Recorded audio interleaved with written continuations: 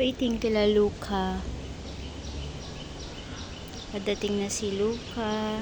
Ito na yung bagong lugar namin, guys. Look. At yan yung lobby namin. So, dyan sila paparada. Waiting lang. In about few minutes more, they will be coming.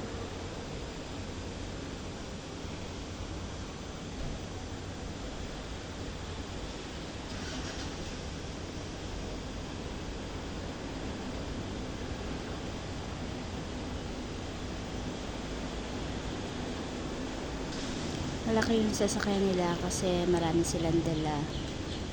So, buong pamilya. Pero mamaya-maya pa sila darating siguro. Or soon. Baka nandito na. So, dito ako maghihintay. Diyan kasi sila bababa.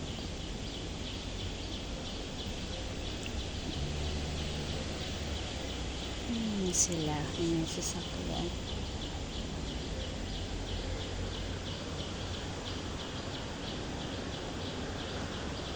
Siguro need ko nang bumaba. Gusto ko kasi sinasalubong ko lagi si Luca pag dumarating siya. So, yun. Hindi masama pa yung pakiramdam ko.